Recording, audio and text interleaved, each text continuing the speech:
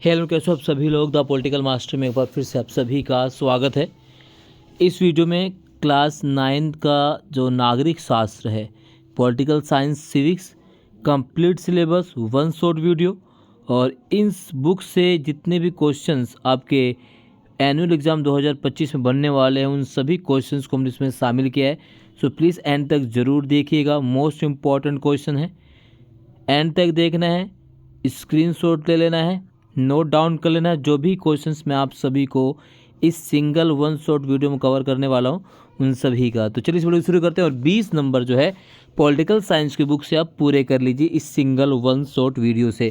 तो चलिए इस वीडियो को शुरू करते हैं। सबसे पहले बात कर लेते हैं कि लोकतंत्र क्या है। तो कई बार पूछा जाता है ना कि लोकतंत्र से आप क्या समझते हैं, या लोकतंत्र की परिभाषा किसने दी है। तो लोकतंत्र की जो सबसे पहली परिभाषा जो मानी जाती है वह है अब्राहम लिंकन के द्वारा, जो अमेरिका के पहले अश्वेत राष्ट्रपति थे। और उन्होंने कहा था जनता का शासन, जनता के लिए, जनता के द्वारा। तो इसे हम लोकतंत्र के नाम से जानते हैं। अब्राहम लिंकन कहाँ के राष्ट्रपति थे? तो अमेरिका के पहले अश्वेत यानी ब्लैक प्रेसिडेंट ऑफ अमेरिका थे पहले, जिसका नाम था अब्राहम लिंकन। इसी प्रकार से कई बार जो है प्रत्यक्ष लोकतंत्र से भी सवाल पूछा गया वन वर्ड में। तो प्रत्यक्ष लोकतंत्र क्या है? जिसमें राज्य की इच्छा जनता द्वारा आम सभाओं के माध्यम से प्रकट की जाती है, उसे प्रत्यक्ष लोकतंत्र कहते हैं। फॉर एग्जांपल के लिए आप क्लास में जो है मॉनिटर का चुनाव करते हैं। जब क्लास में मॉनिटर का चुनाव करते हैं तो उसमें जितने भी छात्र उपस्थित होते हैं उन सभी छात्रों से पूछा जाता है कि आप भाई किस जो है स्टूडेंट के पक्ष में है कि वो मॉनिटर बने। तो बोला जाता है कि जो जो मॉनिटर के ए व्यक्ति के जो मॉनिटर बनने के पक्ष में वो हाथ खड़ा करे। तो जब सबसे ज़्यादा जो हाथ ए व्यक्ति के पक्ष में करेंगे तो वो व्यक्ति मॉनिटर बनेगा तुरंत ही। तो इसे कहते हैं प्रत्यक्ष लोकतंत्र। ठीक है। डेमोक्रेसी जो है शब्द किस भाषा से लिया गया है? तो डेमोक्रेसी शब्द जो है ग्रीक भाषा से लिया गया है। और ग्रीक भाषा के किस शब्द से लिया गया है? तो डेमोक्रेसी शब्द ग्रीक भाषा के डेमोक्रेसिया शब्द से लिया गया है। और ग्रीक भाषा का शब्द डेमोस का क्या अर्थ है? तो डेमोस का अर्थ है लोग। इसी प्रकार से ग्रीक भाषा के शब्द क्रेसिया का क्या अर्थ है? तो क्रेसिया का अर्थ है शासन।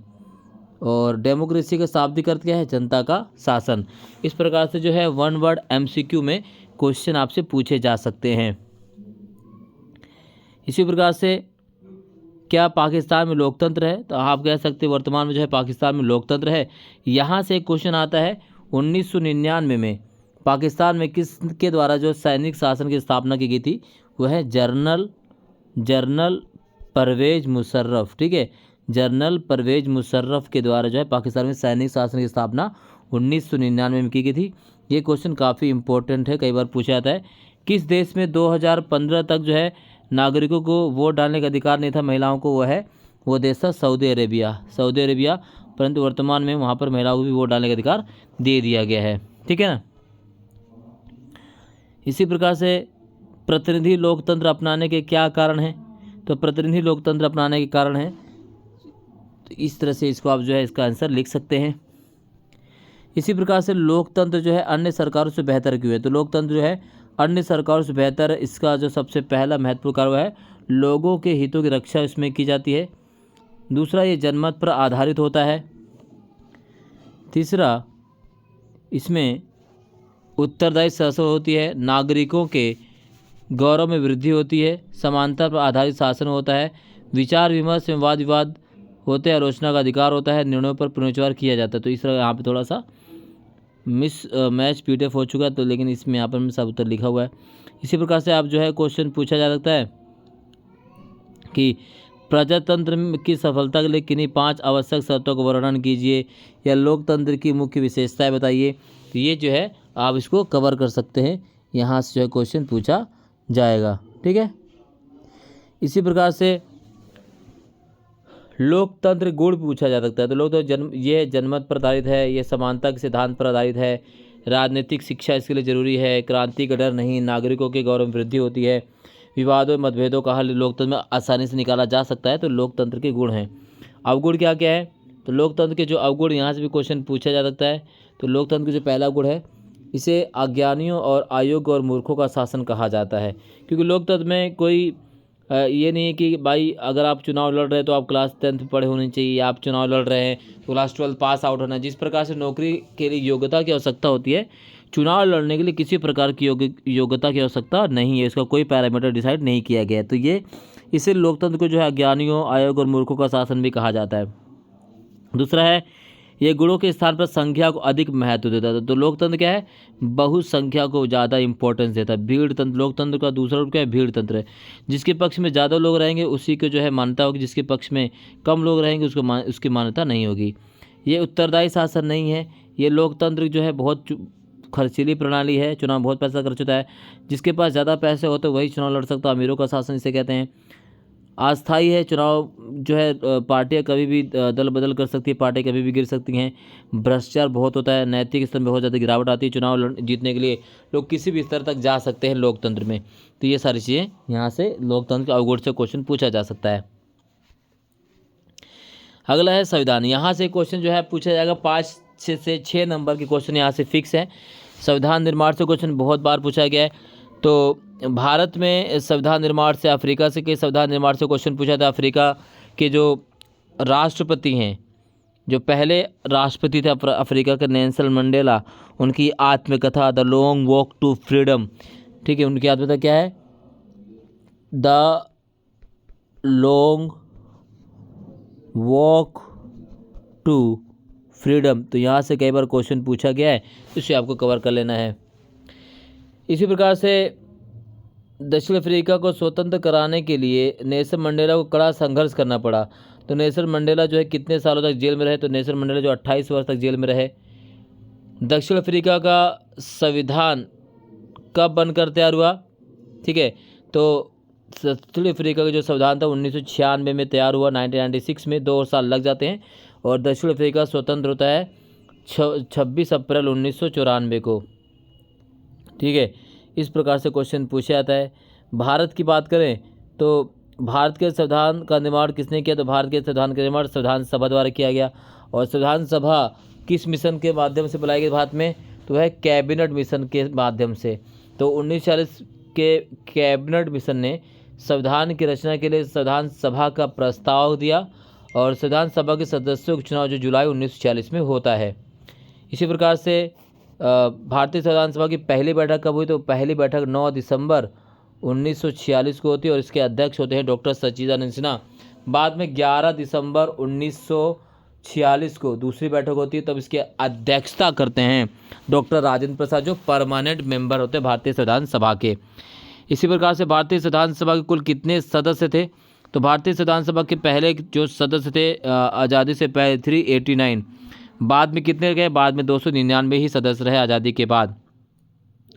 भारत का विभाजन 15 अगस्त 1947, भारतीय संविधान सभा के जनक डॉक्टर बी आर अम्बेडकर।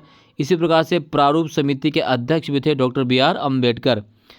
संविधान सभा का अंतिम अधिवेशन कब हुआ, तो संविधान सभा का जो अंतिम अधिवेशन 24 जनवरी 1950 को लागू किया गया, 26 जनवरी 1950 को। उद्देश्य प्रस्ताव कब पेश किया गया, तो उद्देश्य प्रस्ताव पेश किया गया था 13 दिसंबर 1946 को और 22 जनवरी को सर्वसम्मति से 22 जनवरी 1947 को सर्वसम्मति से पास कर दिया गया था। और पेश करने वाले थे डॉक्टर, माफ़ कीजिएगा, पंडित जवाहरलाल नेहरू, जो भारतीय के पहले प्रधानमंत्री और पहले विदेश मंत्री भी थे।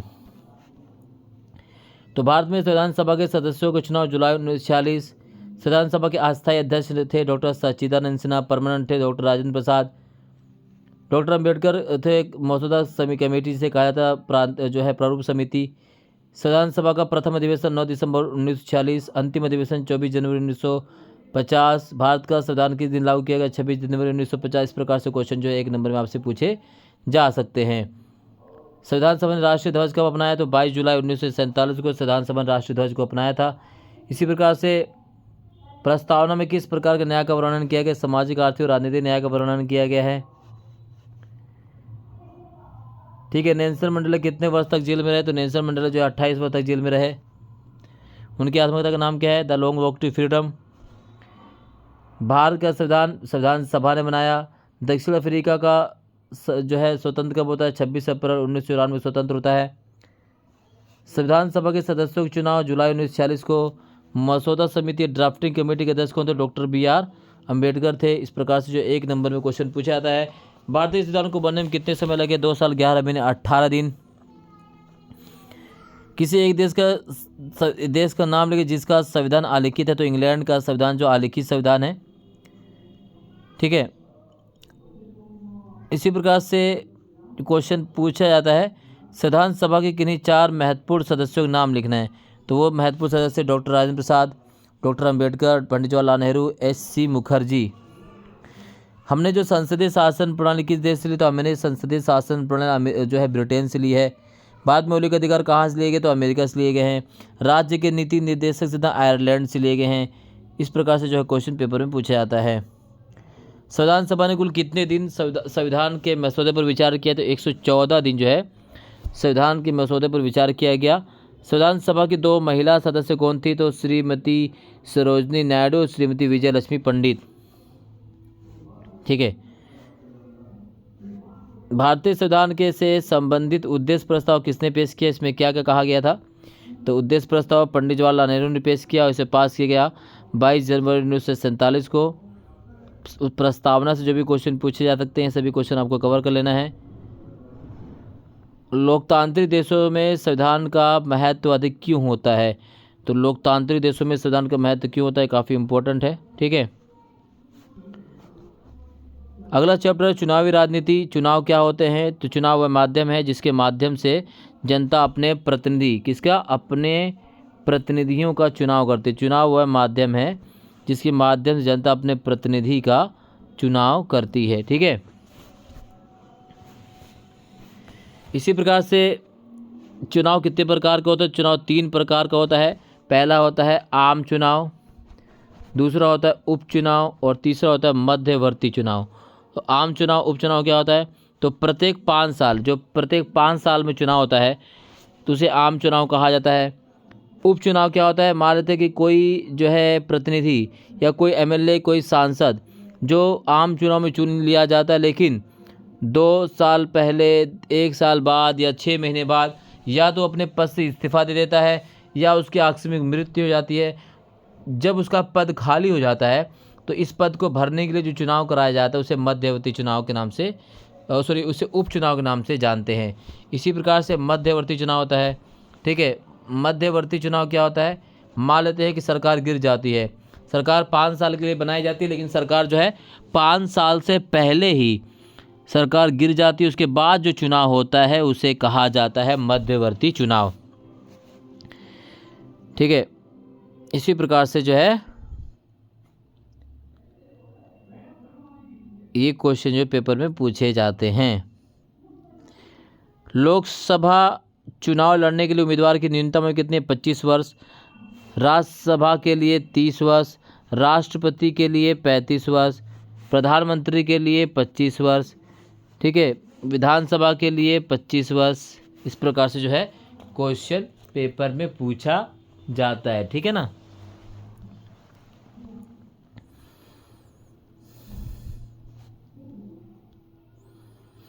सार्वभौम वयस्क मताधिकार क्या है? सार्वभौम वयस्क मताधिकार का मतलब होता है भारत का प्रत्येक नागरिक जिसकी उम्र 18 वर्ष या उससे अधिक हो उसे मत देने का अधिकार होता है, उसे हम सार्वभौम वयस्क मताधिकार के नाम से जानते हैं। भारत में कितने वर्ष की आयु में व्यक्ति वोट देने का अधिकार रखता है? तो वो 18 वर्ष। भारत में चुनाव करवाना उत्तरदायित्व किसका है? चुनाव आयोग का। राजनीतिक दलों को चुनाव चिन्ह कौन निश्चित करता है? चुनाव आयोग। अप्रत्यक्ष लोकतंत्र के लिए अनिवार्य है प्रतिनिधियों का चुनाव। भारत के मुख्य चुनाव आयुक्त की नियुक्ति किसके द्वारा की जाती है? तो भारत के राष्ट्रपति द्वारा। चुनाव आयोग के सदस्यों की नियुक्ति कौन करता है? राष्ट्रपति। भारत में कौन सी शासन प्रणाली 1950 में अपनाएगी? तो लोकतांत्रिक शासन प्रणाली 1950 में अपनाएगी। वर्तमान में लोकसभा की निर्वाचित सीटें की सदस्य संख्या 543 है, टोटल कितनी हो सकती है? 550। राज्यसभा की 250, वर्तमान में 243, ठीक है। इस प्रकार से जो क्वेश्चन पूछा जाता है। मध्यवर्ती चुनाव, उपचुनाव, आम चुनाव सब मैंने आप सभी को बता दिया है। मतदाता सूची क्या होती है? जिस सूची में मतदाता का नाम लिखे होते हैं उसे मतदाता सूची के नाम से जानते हैं। तो मतदाता सूची क्या है, उससे क्या होता है, इस प्रकार से क्वेश्चन जो है पेपर में पूछे जाते हैं।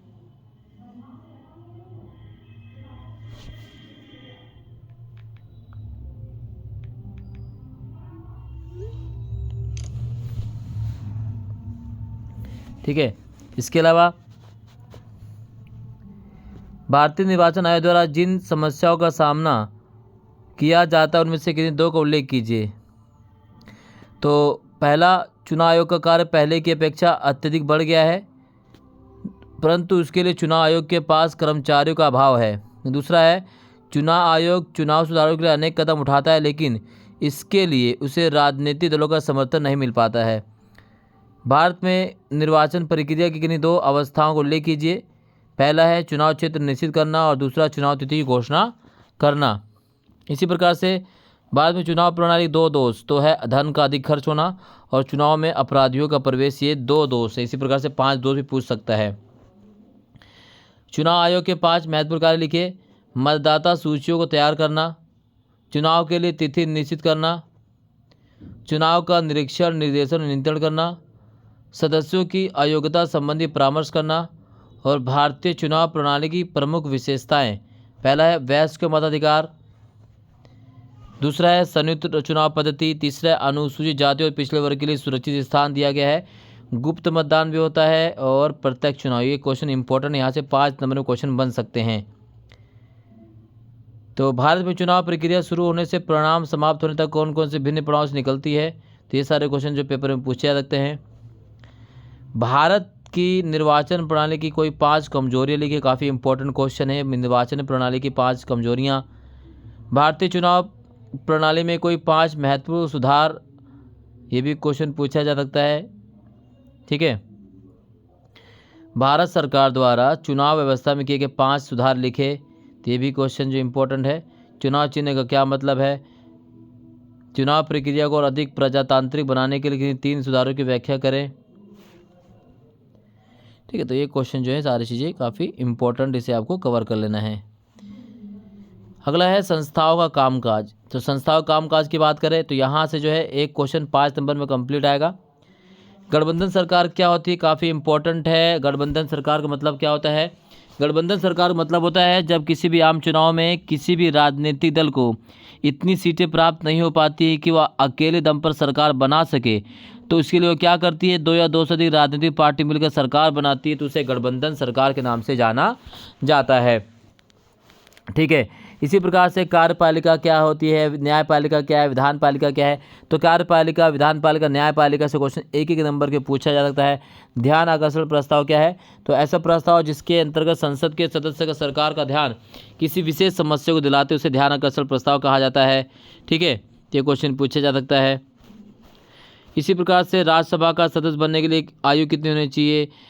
आजकल राज्यसभा कुल सदस्य की कितनी हैं। लोकसभा में अनुसूचित जातियों के लिए कितने स्थान आरक्षित किए गए, 84 सीटें रखी गई आरक्षित है। लोकसभा की अध्यक्षता कौन करता है, स्पीकर करता है। तो इस प्रकार से जो है क्वेश्चन आपको इस चैप्टर से पूछे जा सकते हैं।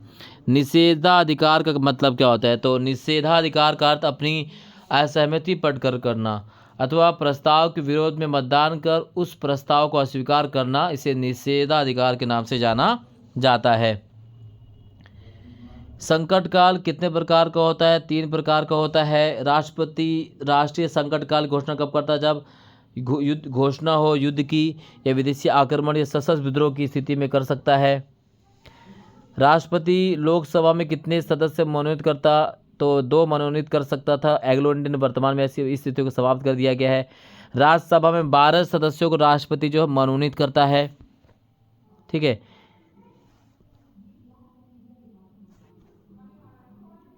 स्थायी कार्यपालिका और अस्थायी कार्यपालिका या राजनीतिक कार्यपालिका और स्थायी कार्यपालिका में अंतर पूछा जा सकता है। तो ये 5 नंबर में क्वेश्चन पूछा जा सकता है। ठीक है ना। लोक राज्यसभा के अध्यक्ष को कोई 3 कार्य बताइए। किन परिस्थितियों में संसद का संयुक्त अधिवेशन बुलाया जा सकता है। संसद के दोनों सदनों की विवादों को हल करने के लिए। और संयुक्त अधिवेशन तब बुलाया जाता है जब किसी बिल को संसद का एक सदन पास कर दे और दूसरा अस्वीकार कर दे। राज्यसभा की विशेष शक्तियाँ क्या क्या हैं। तो ये क्वेश्चन जो है पेपर में पूछा जा सकता है। लोकसभा और राज्यसभा के सदस्य चुनाव में क्या अंतर है। लोकसभा की शक्तियाँ, ठीक है, सभी इम्पोर्टेंट है ये। राष्ट्रपति की कार्यपालिका शक्तियाँ क्या है, राजनीतिक कार्यपालिका शक्ति क्या है, ये क्वेश्चन जो कई बार पेपर में पूछा गया है। ठीक है। राष्ट्रपति 3 विधायी शक्तियाँ क्या हैं। ठीक है, विधायी शक्तियाँ क्वेश्चन पूछा जा सकता है पेपर में। प्रधानमंत्री की 3 शक्तियाँ। प्रधानमंत्री मंत्री परिषद का निर्माण करता है, विभागों का विभाजन करता है। प्रधानमंत्री मंत्रिमंडल का सभापति है और राष्ट्रपति का सलाहकार भी है प्रधानमंत्री। मंत्री परिषद के कार्य: मंत्रिमंडल की 3 शक्तियाँ, नाम मात्र का अध्यक्ष, कार्यपालिका और विधानपालिका में घनिष्ठता, प्रधानमंत्री का नेतृत्व और राजनीतिक एकरूपता के लिए। न्यायिक पुनरावलोकन और न्यायिक पुनरीक्षण से क्वेश्चन पूछ सकता है। इसको आपको कवर कर लेना है कि न्यायिक पुनरावलोकन क्या और न्यायिक पुनरीक्षण से आप क्या समझते हैं। ठीक है। संसद की शक्तियों का और कार्यों का वर्णन करें। विधायी शक्तियाँ, वित्तीय शक्तियाँ, कार्यपालिका पर नियंत्रण, राष्ट्रीय नीतियों को निर्धारित करना, न्यायिक शक्तियाँ, संवैधानिक शक्तियाँ, सार्वजनिक मामलों वाद विवाद।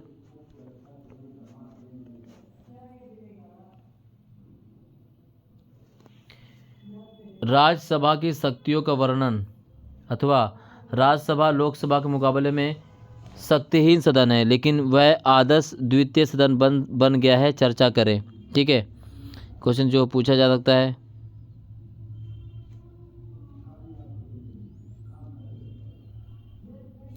राष्ट्रपति की विधायिनी और संकटकालीन शक्तियों को वर्णन कीजिए, काफ़ी इंपॉर्टेंट है। तो राष्ट्रपति और प्रधानमंत्री से क्वेश्चन जरूर पूछा जाएगा 5 नंबर में। ठीक है ना, ये सारी चीज़ आपको कवर कर लेनी है। इसी प्रकार से प्रधानमंत्री की शक्ति और कार्य,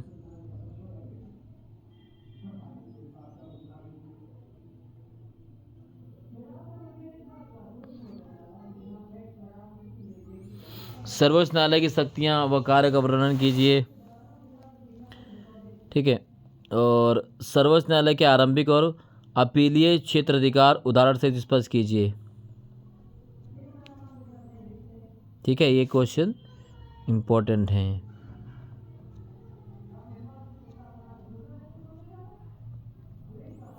अगला चैप्टर है लोकतांत्रिक अधिकार। इस चैप्टर से अधिकार से क्वेश्चन, अधिकार से आप क्या समझते हैं, मौलिक अधिकार क्या है, मौलिक अधिकार कितने प्रकार से यहाँ से क्वेश्चन आता है, तो ये चीज़ आपको कवर कर लेनी है। ठीक है ना।